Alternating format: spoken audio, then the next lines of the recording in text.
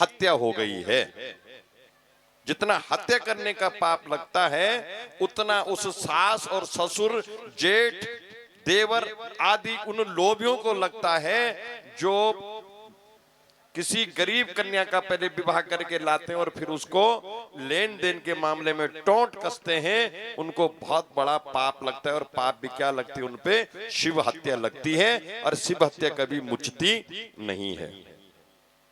ध्यान से इस बात को सुनना कि भगवान ने जितना हमारे भाग्य में दे रखा है वो पर्याप्त है। कभी किसी के देने से आज तक कोई बड़ा नहीं हो सकता है। और जो दूसरे के घर से जो दहेज लेता है वो कभी जीवन में सुखी से नहीं रह सकता है। इसलिए कभी भी रिश्ता करना होगा तो ये देखना कि खानदान हमें बच्ची बढ़िया चाहिए, बच्ची हमें संस्कारवान चाहिए। बाद बाकी हम तो 1 रुपया में रिश्ता करेंगे। और इस बात को सुन भी लेना, संबंध का मतलब क्या होता है कि बुद्धि सम हो, खानदान संबंध बराबर का हो, इज्जत बराबर की, उसको संबंध बोलते हैं। आजकल संबंध नहीं होते हैं माताओं, आजकल सौदे होते हैं। और जब सौदे होते हैं, जिस कन्या के बाप ने मुंह मांगा दहेज दे दिया है, वो उस बेटी को ऐसा नहीं बोलेगा कि बेटी अपनी सास को माँ समझना, ससुर को पिता समझना। वो कहेगा बेटी जूती के बल पर रहना, मैंने बहुत कुछ दे रखा है, झुक के मत रहना। वो यही कहेगा। कहेगा कि नहीं कहेगा? तो क्यों अपने बेटे की बोली लगा दी जाए? क्यों हमेशा किसी के गुलाम बनना है? इसलिए याद रखना कि अगर विरोध करना है, आज हम इस जगह पर बैठे हैं तो सबसे पहले विरोध करना किसका करना? दहेज का करना। और दहेज का विरोध होना चाहिए कि नहीं होना चाहिए? होना चाहिए। तो आपकी तालियां एकदम नीचे क्यों हो रही है? होना चाहिए ना। और ये इस जगह पर हम कथा कर रहे हैं। दूसरी खुशी इस जगह पर यह हुई कि हमारे भारतवर्ष को एक सफलता मिली है चंद्रयान पर जाने की। वो भी कब हुई? जब हमारे बड़े महादेव में कथा हो रही थी तब मिली। मिली कि नहीं मिली? इसलिए हमारे महादेव जी की भी बड़ी कृपा है भारतवर्ष के उस चंद्रयान पर, वैज्ञानिकों के ऊपर। है या नहीं है?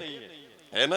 एक बार महुआ के लिए जोरदार तालियां। बोले बड़ा महादेव बाबा की, हर हर महादेव। और ऐसा नहीं कि महादेव बाबा ने अकेले कृपा की चंद्रयान के लिए, किले वाली देवी ने भी बराबर साथ दिया। बोले किले वाली मैया की।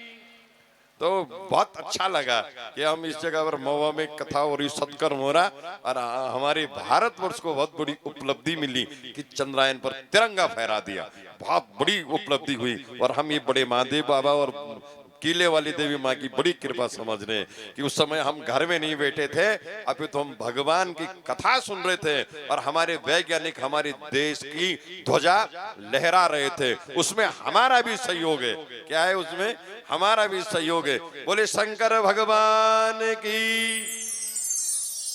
माताओं, हरि कथा प्रेमियों, भगवान सबका होता है। इसलिए माताओं, बूढ़ी बूढ़ी माताओं, मैं आपको एक बात बताना चाहता हूं। यहाँ ऐसी माताएं कितनी है जिनके नाती पोते, थोड़ा हाथ खड़ा कर दो। हाँ, नाती पोते वाली माताएं हाथ। अब सुनो, आप मंदिर में जाती है ना? जाती है मंदिर में? ये कथा ये स्पेशल आपके लिए है। मंदिर में जाती हैं आप? तो माताओं आप बोलो मत। क्या देखा आपने मंदिर में? एक मूर्ति है। मंदिर में क्या है? मूर्ति है ना। वो मूर्ति कैसे है? वहां पर खड़ी तो खड़ी है, बैठी तो जैसे ही उस मूर्ति का को स्थापना की गई वो ऐसे ही रहती है। फिर आपने उस मूर्ति के आगे देखा होगा कि फल भी चढ़ा रखा है, मिठाई का डब्बा भी रख दिया, पैसे भी लोग चढ़ाते हैं। क्यों चढ़ाते हैं? आज तक मूर्ति ने कभी कुछ किसी से बोला? नहीं बोला ना, नहीं बोला उसको। पत्थर की मूर्ति कुछ नहीं बोलती है। वो मूर्ति किसने बनाई? इंसान ने बनाई। पत्थर लाने वाला इंसान, पत्थर को त्रासने वाला इंसान, प्राण प्रतिष्ठा देने वाला इंसान, उस मूर्ति के लिए मंदिर बनाने वाला इंसान हम लोगों ने तो बनाया। फिर भी वो बोलती नहीं है, इतना खर्चा किया। ठीक है, एक मूर्ति वो जो इंसान ने बनाई, और ये जो बड़ी बूढ़ी मूर्तियां जो यहाँ पर जितनी आप सब बैठे हैं, ये भी मूर्ति है। ये किसने बनाई? भगवान ने बनाई, ब्रह्मा जी ने बनाई। ये सब मूर्ति किसने बनाई? ब्रह्मा जी ने बनाई। प्राण प्रतिष्ठा, ध्यान से सुनो थोड़ा, अभी बीच में नहीं बोलो, ध्यान से सुनिए। ये मूर्ति किसने बनाई? भगवान ने। प्राण प्रतिष्ठा किसने दी? शंकर भगवान खुद प्राण बन गए इसके अंदर, ठीक है ना। तो ये मूर्ति खाती भी है, सोती भी है, बोलती भी है, और सेवा करो तो आशीर्वाद भी देती है। तो बेटियों, जो बहू यहाँ पर बैठी है, बहन बेटियां, सबसे बड़ी वो मूर्ति है कि ये मूर्ति बड़ी है जो घर में बैठी हुई है और आपके नाम के लिए माला जपती। हे भगवान, मेरे छोरे का धंधा बढ़िया रखना, हे भगवान बहू को सद्बुद्धि देना। इतना भी चिंता करती है कि बहू पोते को मारती है, हे बाबा उसको शांत कर देने। जबकि अपने बेटे से कितना प्रेम होता है, पर उसको कितना प्रेम है कि बहू पोते को न मारे। करती नहीं करती है। तो जो तुम्हारे लिए इतना मांगती है भगवान से, वो मूर्ति बड़ी है कि वो पत्थर की मूर्ति बड़ी है। वो मूर्ति बड़ी है जो आशीर्वाद देती है। इसलिए सबसे बड़ी मूर्ति घर में है, पहले उस मूर्ति से आशीर्वाद लेना। और वो मूर्ति जब तुम्हारे हाथ, सिर के ऊपर हाथ रख देगी, तब तुम पत्थर की मूर्ति पूजो, वो भी तुम्हारे लिए भगवान बन के प्रकट हो जाएगा। लेकिन पहले घर की मूर्तियों पे ध्यान नहीं दोगे तो वो मूर्ति कभी तुम्हारे ऊपर कृपा करने वाली नहीं है। इसलिए सबसे पहले जब भी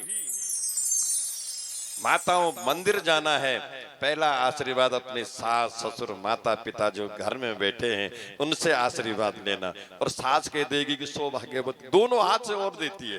बूढ़ी माँ जब पैर दोनों है भगवान, और इतनी तक भी मैंने बूढ़े देखे कि मेरी आयु भी तुझे ही लग जाए, मैं क्या करूंगी जी के तू ही जी ले।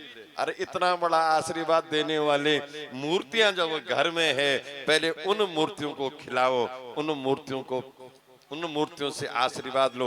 और मरने के बाद एक दूसरी रीत, मरने के बाद 10-5 गांव का भोजन करा देंगे, 20 बोरी वो उतार देंगे, बूंदी उतार देंगे। और जब तक बुढ़ा